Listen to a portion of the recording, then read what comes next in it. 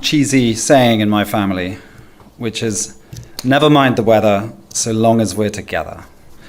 So I share that sentiment with you all today on this day of iffy and ambivalent weather, which I hope is determined to surprise us with only sunshine and maybe just cloud cover. So welcome to Castle Craig, and thank you for being here. Everybody today has a special reason for being here. For some, it's an important day in your treatment journey, where you can extract some of the recovery energy that's under this marquee and draw from it in the weeks ahead.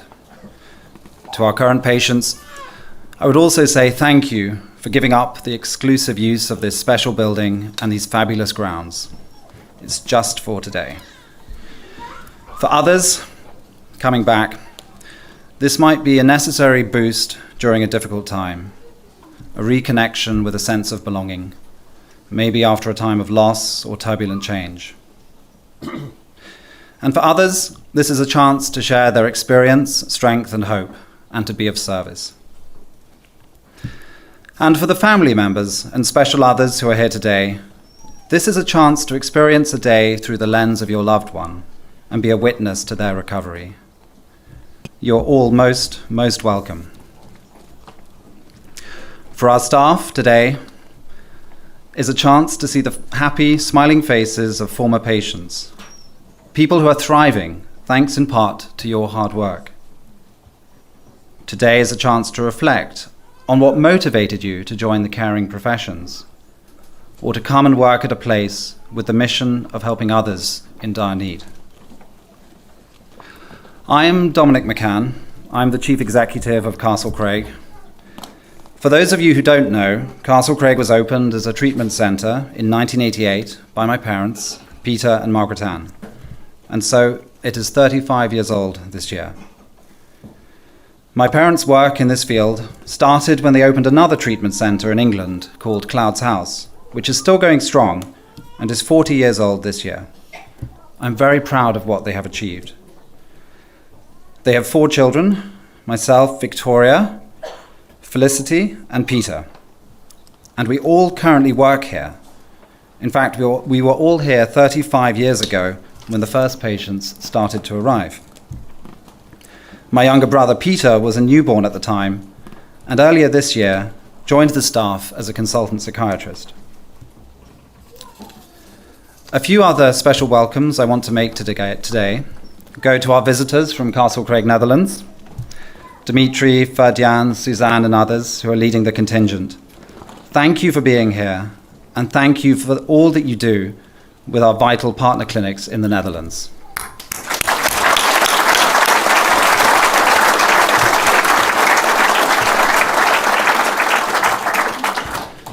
We have guests from other services and organizations today.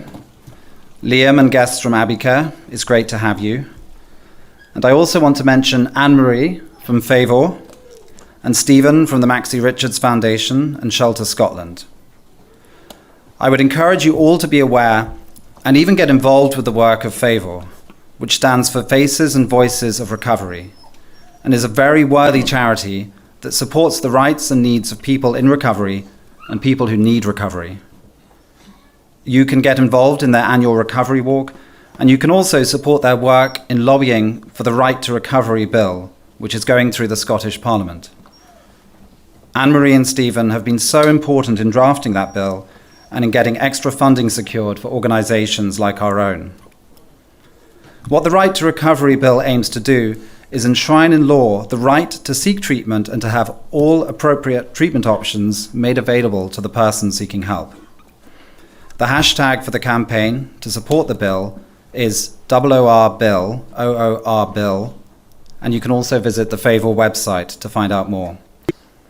I'm sure Anne-Marie would love to speak to anyone today who has a particular interest in being of service in her vital lobbying work. Over to our staff. I want to thank Rachel, Lucy, Victoria, Don, Leona, Maureen, Davina, June, and their teams, all who have been working hard to prepare for today. A round of applause for them all, please.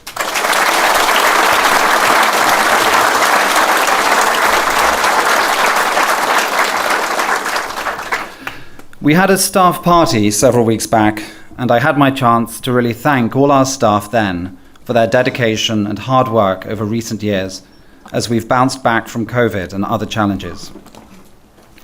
We also had a chance to recognize staff who had provided 10 or more years of service to the organization. But there were staff members who weren't there that day, or have only recently passed the 10-year mark. Donna Campbell, Maureen Crosby, Bruce Tate, Roseanne Boyle, Philip Barron, and Yannick Tchaikovsky, and someone else who didn't want to be mentioned. I'm sure I'm allowed to say that at least. When I think of all these staff and their many years of service, I think of the contrast between two related words: dependency, which is what we treat, and then dependability, which is what we need in order to treat.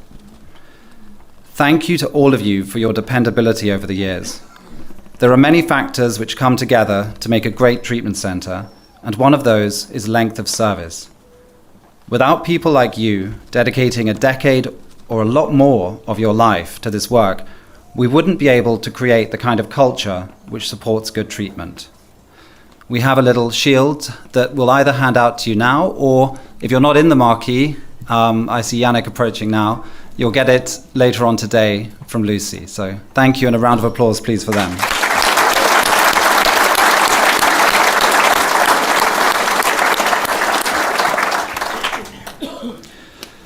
I have two further mentions to make. The first is that our former therapist and former finance director, Christopher Byrne, has recently collaborated with us on creating a book of daily reflections for people in recovery. I have a copy here, and it is called Recovery Days.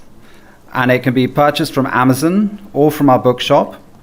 And if you do buy this book and find it useful, then please remember to leave a review, which makes it more likely that others will find it too. We had hoped that Chris could be here today to introduce his book and read out today's reflection, but he is recovering from an operation, and we hope he'll be able to join us next year. And now on to my final and most important task, which is to introduce our keynote speaker, Professor Peter Hawkins. Peter has already been described as a mentor by my mother. No mean praise. He's a former director of Castle Craig and a key person in the development of our treatment program. Peter and his wife, Judy, provided therapist training and supervision at Clouds House, and he provided a range of consultancy services to Castle Craig in its early formative years. Outside of our little bubble, though, Peter is a titan of a figure in the world of coaching and leadership development. When I asked somebody from that world what Peter meant to that whole field of work, they described him as the grandfather of coaching in the UK and abroad. Considering he is an actual grandfather, I hope he considers that a suitable accolade. There are many, very many other accolades that Peter has accrued over the years. I will only mention a few. He is a Fellow of the Royal Society of Arts, the Honorary President of the Association of Professional Executive Coaching, and Professor Emeritus of Leadership at the Henley Business School, and Visiting Professor at least 2 other universities. He is the author of many books, with titles ranging from Supervision in the Helping Professions to The Wise Fool's Guide to Leadership.